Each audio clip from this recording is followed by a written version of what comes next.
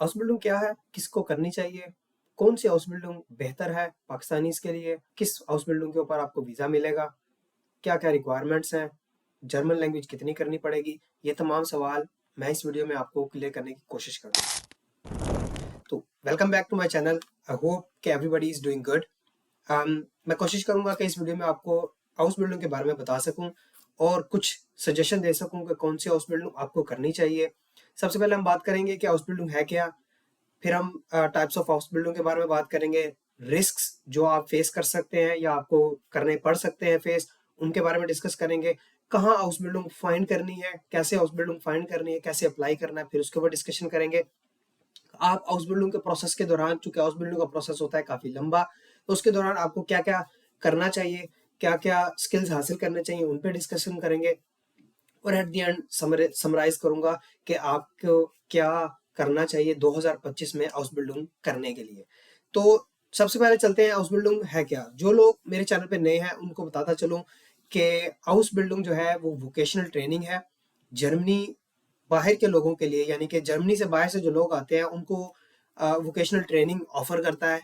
और vocational training के दौरान आपको पर मंथ सैलरी भी पे की जाती है।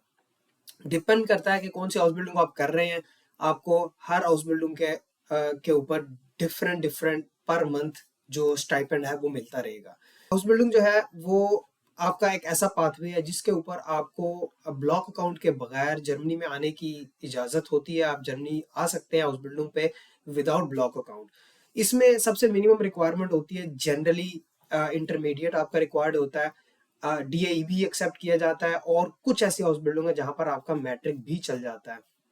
लेकिन ये जर्मन लैंग्वेज में होती है और आपको जर्मन लैंग्वेज मिनिमम गवर्नमेंट की जो रिक्वायरमेंट है, जो जर्मन गवर्नमेंट की रिक्वायरमेंट है वो है B1। और इसके ऊपर एज लिमिट भी होती है उन लोगों के लिए जो जर्मनी से बाहर से आना चाहते हैं। उनके लिए जो एज लिमिट है वो है 35। सबसे पहले मैं आपको अपना बताता चलूं, जिन लोगों को मेरा नहीं पता। मैं पिछले तकरीबन 10 साल से जर्मनी में रह रहा हूँ और मैं यहाँ का ग्रेजुएट हूँ। मैंने TU डॉर्टमुंड से ग्रेजुएशन किया है और अभी रिसेंटली मैंने अपनी ये कंसल्टेशन कंपनी जो है वो फॉर्म की है। इसमें मैं बहुत सारी एक्टिविटीज करता हूँ, जिनमें एक एक्टिविटी है वो आपको मेंटरशिप प्रोवाइड करता हूँ। मेरे चैनल को आप, अगर मेरे चैनल पे आप नए हैं तो आप इसको जरूर फॉलो करें। इस पे आपको बहुत सारी इंपॉर्टेंट वीडियोस मिलेंगी, स्टडी के हवाले से, इमिग्रेशन के हवाले से, और ना सिर्फ जर्मनी बल्कि यूरोप की और मल्टीपल कंट्रीज के बारे में आपको इन्फॉर्मेशन मिलती रहेगी। तो आई होप कि आपने अभी तक सब्सक्राइब कर लिया होगा। तो चलते हैं कि किसके लिए ये हाउस बिल्डिंग है, डॉक्यूमेंट्स आपको कौन कौन से रिक्वायरमेंट रहेगी डॉक्यूमेंट्स की, और आपको कैसे वो डॉक्यूमेंट्स जो है वो फुलफिल करने हैं। सबसे पहले, जैसे मैंने आपको पहले बताया कि मिनिमम जो रिक्वायरमेंट है, वो जो आइडियल रिक्वायरमेंट है वो इंटरमीडिएट कंसिडर की जाती है, लेकिन कुछ ऐसी हाउस बिल्डिंग है जिसपे आपका मैट्रिक भी चल जाता है। इन रियलिटी वैसे जो लीगल रिक्वायरमेंट है वो B1 है, लेकिन इन रियलिटी B2 प्रेफर किया जाता है एम्प्लॉयर्स की तरफ से। और कोशिश करें कि अगर आप लैंग्वेज के रास्ते को इख्तियार कर ही रहे हैं तो आप B2 तक जाएं। आपके चांसेस जो हैं वो बढ़ जाते हैं हाउस बिल्डिंग मिलने के। लेकिन दैट डज नॉट मीन कि आपको B2 के बाद अप्लाई करना चाहिए। जैसे ही आपका B1 कंप्लीट हो आपको एप्लीकेशन स्टार्ट कर देनी चाहिए हाउस बिल्डिंग की। जो इम्पोर्टेंट बात है वो यहाँ पर ये है कि आपकी एज जो है वो बिटवीन 18 टू 35 ईयर्स जो है वो होनी चाहिए। लेकिन आइडियली जो है वो आप अगर 18 टू 30 होंगे तो आपके चांसेस ज़्यादा होंगे, लेकिन जो लीगल रिक्वायरमेंट है मैक्सिमम एज की वो 35 है।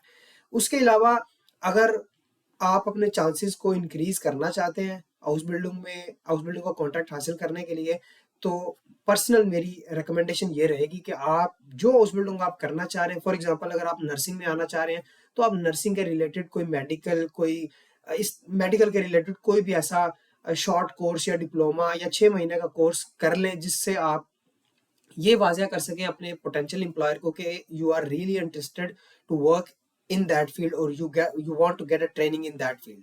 तो उससे ये होता है कि एक एक्स्ट्रा एडेड एडवांटेज आपको मिलता है, ताकि आप एम्प्लॉयर को कॉन्फिडेंस दे सकें कि you are the right candidate for this specific vocational training.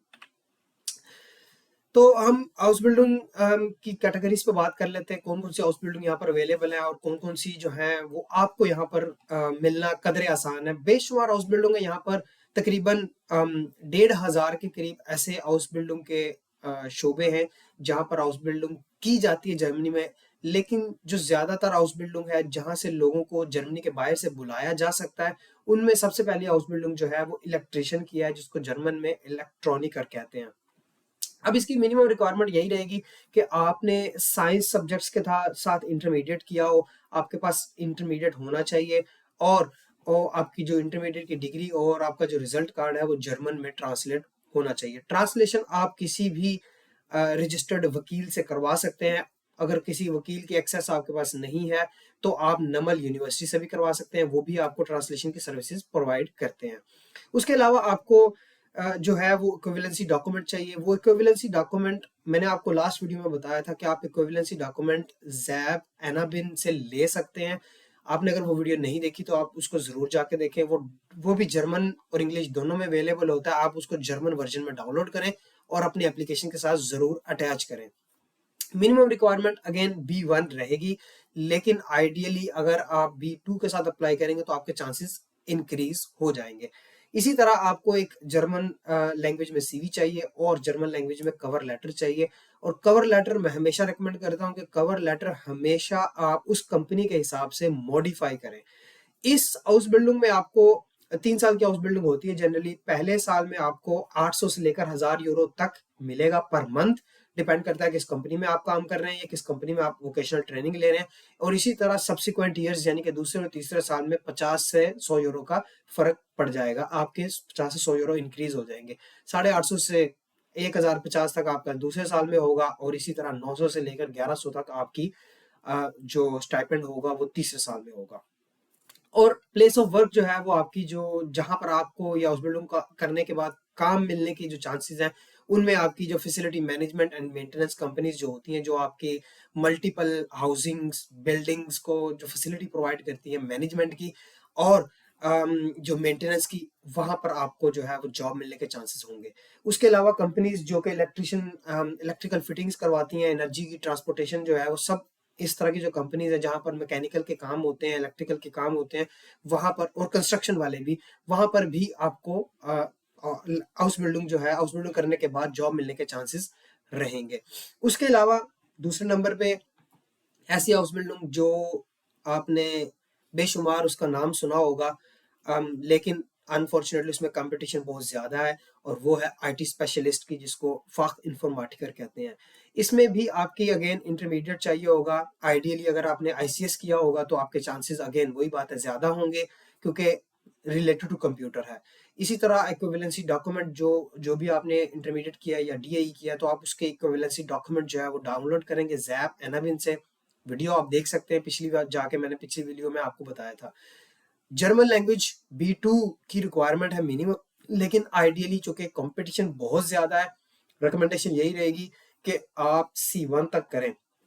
अगर C1 नहीं भी कर सकते तो B2 के साथ आप अप्लाई कर सकते हैं, it's not a big deal. इसी तरह जर्मन सीवी और कवर लेटर आपको चाहिए होगा। स्टाइपेंड जो पहले साल है वो आपका 950 से 1100 रहेगा, और साल तीसरे जाते जाते आपके 1100 से लेकर 1200 तक का आपका स्टाइपेंड हो सकता है पर मंथ। और अगेन इसकी जो प्लेस ऑफ वर्क रहेगा वो तमाम आईटी कंपनीज रहेंगी, और आपकी हर वो कंपनी जहां पर आपका आईटी का जो डिपार्टमेंट होता है वहां पर आप काम कर सकते हैं। तीसरी ऐसी हाउस बिल्डिंग जो बहुत ज्यादा फेमस है और जहां पर बहुत ज्यादा रिक्वायरमेंट है लोगों की, बहुत शॉर्टेज है वर्कर्स की, वो है नर्सिंग की और हेल्थ केयर की असिस्टेंट की। हेल्थ और नर्सिंग असिस्टेंट इसको बोलते हैं, जिसको क्रैंकन फ्लेगा हेल्फा कहा जाता है। तो यहाँ पर भी आपकी जो है मिनिमम रिक्वायरमेंट इंटरमीडिएट रहेगी। मैट्रिक पे भी आपको कुछ कंपनीज यहाँ पर एक्सेप्ट कर लेंगी, लेकिन आइडियल रिक्वायरमेंट इंटरमीडिएट ही है। और इंटरमीडिएट में भी अगर आपने मेडिकल का इंटरमीडिएट पढ़ा हुआ यानी कि प्री मेडिकल पढ़ा हुआ है तो that is an added advantage. तो उस इसमें भी अगेन आपकी जो इक्विवेलेंसी डॉक्यूमेंट है वो रहेगा। B1 मिनिमम रिक्वायरमेंट है, लेकिन रियलिटी में B2 अगर आप करेंगे तो आपके चांसेस ज्यादा रहेंगे। तो सीवी और कवर लेटर अगेन जर्मन में आपको बनाना है। ये तमाम डॉक्यूमेंट्स जो है वो आपको सबमिट करवाने हैं, और एट द एंड आपको जो इसकी स्टाइपेंड मिलेगा वो कदरे कम है, लेकिन ये with the passage of time हर साल ये इंक्रीज होता रहता है। ये जो नंबर आप स्क्रीन पे देख रहे हैं ये 2024 का नंबर है। तो 650 से लेकर 800 तक आपका इसका स्टाइपेंड रहेगा पहले साल, और 750 से लेकर 900 तक स्टाइपेंड रहेगा तीसरे साल। लेकिन 2025 में जो मिनिमम वेज है वो इंक्रीज हुई है, जिसकी वजह से अभी स्टाइपेंड जो है वो आपका 800 से 900 के बीच में पहले साल, और 1000 तक दूसरे साल, 1000 से 1100 तक तीसरे साल जो है वो रहेगा। और अगेन इसकी जो प्लेस ऑफ वर्क है वो पब्लिक और प्राइवेट हॉस्पिटल्स हैं, प्राइवेट क्लिनिक्स हैं, और ओल्ड एज होम्स हैं, जहाँ पर आप एट द एंड काम कर सकते हैं। इसके बाद हमारे पास है नर्सिंग प्रोफेशनल, जिसको फ्लेगेफाख या फ्लेगेफाख फ्राउ कहते हैं। इसमें भी तकरीबन सेम ही रिक्वायरमेंट है। आपको मेडिकल का इंटरमीडिएट चाहिए, इक्विवेलेंसी डॉक्यूमेंट चाहिए, मिनिमम B1 चाहिए, और इसकी भी जो प्लेस ऑफ वर्क है वो प्राइवेट एंड पब्लिक हॉस्पिटल्स होंगे, और स्टाइपेंड जो है वो मोर और लेस सेम ही है, 950 से लेकर 1150 तक पहले साल होगा, और अगेन जाते जाते तीसरे साल में आपकी 1000 से लेकर 1200-1100 यूरो तक आपका स्टाइपेंड जो है वो ऑन एवरेज रहेगा। डिपेंड करता है कि आप किस जगह पे, किस हॉस्पिटल में या किस क्लिनिक में आपको ये हाउस बिल्डिंग मिली है। उसके बाद एक ऐसी हाउस बिल्डिंग जो नॉर्मली कोई बात नहीं करता उसके ऊपर, वो है आपकी टाइलर की। जो टाइल वगैरह लगाने वाले लोग होते हैं, जो सेरामिक्स की टाइल लगाते हैं, उनकी भी एक स्पेसिफिक हाउस बिल्डिंग होती है। उनके वो काम करने के लिए भी आपको हाउस बिल्डिंग की ज़रूरत पड़ती है जर्मनी में। इसी तरह फ्लोरर होते हैं, जो वुडन फ्लोर की इंस्टॉलेशन होती है, उनको बोडन लेगर कहते हैं। या फ्लीजन लेगर या बोर्डर लेगर, दोनों हाउस बिल्डिंग आप कर सकते हैं। मोर और लेस इनकी रिक्वायरमेंट सेम है, इसीलिए मैंने इनको ज्वाइंट एक ही स्लाइड में आपको दिखा दिया। अगेन मैट्रिक आपको मिनिमम इसमें चाहिए। मैट्रिक के बाद आपके अगेन मैट्रिक की इक्विवेलेंसी डॉक्यूमेंट ज़ैब है ना, इनसे आप डाउनलोड कर सकते हैं। मिनिमम B1 की रिक्वायरमेंट है। जर्मन में CV और कवर लेटर आपको बनाना पड़ेगा। और अगेन इसकी जो स्टाइपेंड है पहले साल में 650 से लेकर आपका 900 तक जाता है। डिपेंड करता है आप किस कंपनी में या किस कंस्ट्रक्शन कंपनी में आपको ये हाउस बिल्डिंग मिली है। इसी तरह तीसरे साल में आपका जो स्टाइपेंड होगा वो 700-750-800 से लेकर 1000 यूरो तक आराम से बन जाएगा। तो प्लेस ऑफ वर्क वही रहेगी। Facility management and maintenance companies है, कंस्ट्रक्शन कंपनीज है, और कंस्ट्रक्शन सर्विस प्रोवाइडर कंपनीज जो होती हैं, वहां पर आपको ये हाउस बिल्डिंग भी मिलेगी, और हाउस बिल्डिंग के बाद काम की ऑप्शंस भी मिलेंगी। तो ये थी कुछ हाउस बिल्डिंग जहां पर आपको अप्लाई करना चाहिए पाकिस्तान से, या इंडिया से भी अगर आप हैं तो भी आप अप्लाई कर सकते हैं। यानी कि कहने का मकसद है थर्ड वर्ल्ड कंट्री से आप अगर आ रहे हैं तो आप इन हाउस बिल्डिंग्स को टारगेट कर सकते हैं। अब बात करते हैं कि आपको क्या रिस्क फेस करना पड़ सकते हैं जब आप हाउस बिल्डिंग के प्रोसेस को कर रहे हैं। सबसे बड़ा जो रिस्क होता है वो ये होता है कि आपके पास आपने किसी न किसी तरीके जर्मन लैंग्वेज का एग्जाम पास तो कर लिया, लेकिन आप उतनी अच्छी जर्मन बोल नहीं सकते। वो आपको डिसएडवांटेज होगा। अगर आप इंटरव्यू में नहीं सही बोलेंगे तो वो आपको रिजेक्ट कर सकते हैं। तो ये एक सबसे बड़ा रिस्क है जो पाकिस्तान या इंडिया या बांग्लादेश से लोग आ रहे होते हैं और जर्मन लैंग्वेज वहां से करते हैं, तो उनमें इतना कॉन्फिडेंस और इतनी फ्लुएंसी नहीं होती जर्मन लैंग्वेज बोलने की जितनी बेसिकली रिक्वायर्ड होती है। तो ये रिस्क को मिनिमाइज करने के लिए मैं सजेस्ट यही करूंगा कि आपकी प्रैक्टिस होनी चाहिए जर्मन लैंग्वेज बोलने की, क्योंकि at the end of the day जब आप इंटरव्यू में बैठेंगे तो आपकी जर्मन लैंग्वेज अगर अच्छी नहीं है तो दैट इज अ डिसएडवांटेज।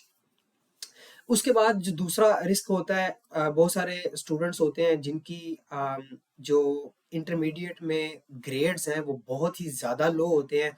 बहुत ही ज़्यादा लो का मतलब है 50 से भी कम होते हैं, 40-45%। That is also a negative impression generally, but उसकी वजह से रिजेक्शन के चांसेस भी होते हैं। तो इसलिए ये एक और रिस्क है जो जो आपको फेस करना पड़ सकता है। जो जनरल पर्सपेक्टिव है वो यही है कि आपके मिनिमम 50% मार्क्स होने चाहिए। तीसरा जो रिस्क है वो ये है कि आपने एक ही CV और एक ही कवर लेटर बनाया है और वही आप सब कंपनीज को भेजते जा रहे हैं, तो that is also a negative impression. जब आपकी एप्लीकेशन इस तरह जाती है तो वो रिजेक्ट हो जाती है, आपको इंटरव्यू की कॉल भी नहीं आती। तो कोशिश करें कि जब भी किसी कंपनी में आप हाउस बिल्डिंग के लिए अप्लाई कर रहे हैं तो आप उस कंपनी के मुताबिक अपने कवर लेटर को मॉडिफाई करें और फिर अप्लाई करें। उसके अलावा जो तीसरा रिस्क आप फेस करते हो वो ये है कि जी आप या तो बहुत जल्दी हार मान जाते हो, जिसमें आपने 10-12 एप्लीकेशंस डाली और आपको रिजेक्शंस आई तो आपने कहा ये तो मेरे बस की बात नहीं है। You need to be consistent. अगर आप अपने आप पे भरोसा रखें और कंसिस्टेंटली अप्लाई करते रहें तो आपको डेफिनेटली हाउस बिल्डिंग जरूर मिलेगी। एक सर्वे के मुताबिक कम से कम आपकी 400-500 एप्लीकेशंस हों तो आपकी कंसिडर की जाती है कि जी आप एक अच्छे पॉइंट पे पहुंच चुके हैं। आपको डेफिनेटली 400-500 एप्लीकेशंस डालनी पड़ेंगी और फिर उसके बाद आपको जो है, बल्कि उसके दौरान आपको फिर हाउस बिल्डिंग के रिप्लाईज को पॉजिटिव को नेगेटिव ये सब होंगे। लेकिन you should not put one single cover letter to all these applications. हर वक्त आपको हर कंपनी के लिए अपना कवर लेटर बनाना पड़ेगा, चेंज करना पड़ेगा, तो उसको जरूर करें ताकि आपके चांसेस जो है वो बढ़ सके। इसके अलावा प्रॉब्लम जो फेस करते हैं स्टूडेंट या जिनको रिजेक्शन आती है, उनमें एक सबसे बड़ी प्रॉब्लम यह है कि आप ऐसा इंप्रेशन एम्प्लॉयर के ऊपर डालते हो कि जी उसे ऐसा लगता है कि आप अपनी कंट्री से निकलना चाहते हो, आपका कोई एक्चुअल इंटरेस्ट नहीं है हाउस बिल्डिंग के अंदर, आप सिर्फ हाउस बिल्डिंग को एक पाथवे कंसिडर करते हो। और यही इंप्रेशन आपका वीजे के लिए भी होता है। अगर वीजा ऑफिसर को ये समझ आए कि आपका जो इंटेंशन है वो मुल्क से निकलना है ना कि हाउस बिल्डिंग करना, तो आपका वीजा फॉर श्योर रिजेक्ट हो जाएगा। तो इस चीज के ऊपर आपको काम करना पड़ेगा। उसके बाद है जी कंसल्टेंट के ट्रैप्स। बहुत सारे कंसल्टेंट आपको मिलेंगे जो आपको फेक कॉन्ट्रैक्ट्स आपको प्रोवाइड करते हैं, आपसे पैसे ले लेते हैं और फेक कॉन्ट्रैक्ट आपको प्रोवाइड करते हैं, और आप जब एम्बेसी में वो लेकर जाते हो तो आप रिजेक्ट हो जाते हो क्योंकि आपका कॉन्ट्रैक्ट फेक होता है। इससे बचने के लिए मैं आपको यही सजेस्ट करूंगा कि आप बहुत सारे यूट्यूब पे आपको लोग मिल जाएंगे जो आपको बता रहे हैं कि हाउस बिल्डिंग कैसे फाइंड आउट करनी है। मैं हूँ, बहुत सारे और जर्मनी में पाकिस्तानी हैं जो आपको इस चीज़ पे गाइड करते हैं। आप उनकी वीडियो ज़रूर देखें, अपनी नॉलेज ज़रूर गैदर करें। अपनी नॉलेज गैदर करने के बाद उस पर काम करें, एक्सपीरियंस लें, अप्लाई करें।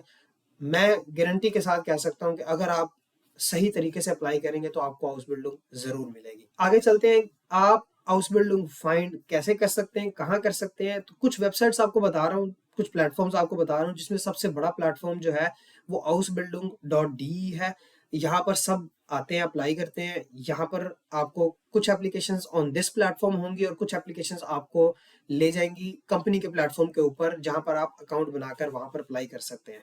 तो housebuilding.de को जरूर चेक करें। सेम एज अजूबियो है, अजूबियो के बाद आर्बाइट्स आर्जन टूर है, ये गवर्नमेंट की ऑफिशियल एम्प्लॉयमेंट एजेंसी की वेबसाइट है, यहाँ पर भी आपको मिल जाएगी। इसके ऊपर भी मैं वीडियो बनाई हुई है, आप मेरी लास्ट वीडियो चेक कर सकते हैं। उसमें मैंने आपको मल्टीपल प्लेटफॉर्म को यूज करने का तरीका भी बताया, तो आप उनको जाकर देख सकते हैं और अपनी सर्च को और बेहतर बना सकते हैं। इसी तरह अजूबीज है एंड हाउस बिल्डिंग्स कॉम्पस एक वेबसाइट है।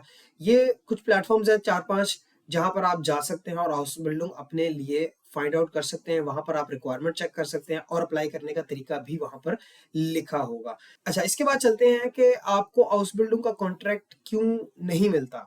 तो कुछ रीजंस हैं जिसकी वजह से आपको हाउस बिल्डिंग का कॉन्ट्रैक्ट नहीं मिलता। एक तो ये है कि आप रैंडमली अप्लाई करते हैं। रैंडमली अप्लाई करने का मतलब ये है, एक तो आपने एफए किया हुआ सिंपल, या आपने अगर इंटरमीडिएट किया है मेडिकल के साथ तो आप आईटी में अप्लाई कर रहे होते हो। आपने अगर आईसीएस किया हुआ है तो आप मेडिकल की हाउस बिल्डिंग अप्लाई करते हो। तो ये मिसमैच जो है उसकी वजह से ये भी एक वजह बन जाती है आपके हाउस बिल्डिंग ना मिलने की। इसी तरह आप क्वालिटी एप्लीकेशन नहीं डालते, मॉडिफाई नहीं करते सीवी और कवर लेटर हर एप्लीकेशन के लिए, जैप की इक्विवेलेंस सर्टिफिकेट नहीं प्रोवाइड करते, ठीक है। और अगेन वही बात है जो मैंने रिस्क्स में बताई थी कि आप इतनी अच्छी जर्मन बोल नहीं पाते जब आपका इंटरव्यू होता है। तो ये कुछ जो इश्यूज हैं इनकी वजह से आपको हाउस बिल्डिंग नहीं मिलती। अगर आप इन चीज़ों के ऊपर काम करें तो आपकी प्रोफाइल दी बेस्ट प्रोफाइल होगी, तो फिर आपको हाउस बिल्डिंग मिलने के चांसेस जो है वो ज़्यादा होते हैं। तो अब बात करते हैं कि आपको क्या क्या स्टेप लेने चाहिए पैरेलल में, ताकि आप अपने टाइम को बचा सकें और कम से कम टाइम में हाउस बिल्डिंग का कॉन्ट्रैक्ट हासिल कर सकें। सबसे पहले तो आपको जर्मन लैंग्वेज करनी है। जर्मन लैंग्वेज आप लाहौर में है तो आने मरी शिमल हाउस से कर सकते हैं। आप इस्लामाबाद में है तो हाइड्रिश हाइने स्प्राक जेंट्रम से कर सकते हैं, नमल से कर सकते हैं, जीएलएच स्कूल से कर सकते हैं। अगर कराची में है तो लिंगो स्कूल ऑफ लैंग्वेजेस है, बर्लिट्स है, बर्लिनो है। ये वो स्कूल हैं जहाँ से आप कर सकते हैं। लेकिन अगर आपको स्कूल में जगह नहीं मिल रही तो आप ऑनलाइन ट्यूटर से भी ले सकते हैं ट्रेनिंग। लेकिन एट द एंड आपको एग्जाम जो है वो गोइथे का ही देना पड़ेगा, क्योंकि गोइथे का ही एग्जाम जो है वो एक्सेप्टेड है पाकिस्तान से। जर्मन लैंग्वेज के साथ साथ आप कोई ऐसा शॉर्ट कोर्स या कोई डिप्लोमा कर सकते हैं 3-6 महीने का या 1 साल का, जो आपको हेल्प करे आपकी स्पेसिफिक हाउस बिल्डिंग में जाने के लिए। ये 2 चीज़ें आपको पैरेलल में करनी है। या अगर आपके पास एक्सपीरियंस है या आप एक्सपीरियंस हासिल करना चाहते हैं तो आप साथ-साथ एक्सपीरियंस भी ले सकते हैं उसी फील्ड में जिसमें आपको हाउस बिल्डिंग करनी है। तो मेरी ये सजेशन रहेगी कि जर्मन लैंग्वेज के साथ या तो आप शॉर्ट कोर्स कर लें या कोई छोटा-मोटा एक्सपीरियंस गेन कर लें जो कि आपकी प्रोफाइल को बेहतर करेगा और आपको at the end house building मिलना कदरे आसान होगा। तो आई होप के आपको काफ़ी इन्फॉर्मेशन मैं प्रोवाइड की है। अगर आपको स्टिल कोई क्वेश्चन है हाउस बिल्डिंग के हवाले से आप कमेंट्स में ज़रूर पूछें। आपको कोई हमारे साथ सेशन बुक करना है, कोई पर्सनलाइज्ड गाइडेंस चाहिए तो आप मेंटरशिप सेशन भी बुक कर सकते हैं। तो I wish you good luck. मैं उम्मीद करता हूँ कि आप 2025 में हाउस बिल्डिंग के लिए जर्मनी आएँगे और मैं इंशाल्लाह आपको फिर जर्मनी में मिलूँगा। मिलते हैं। अल्लाह हाफ़िज़।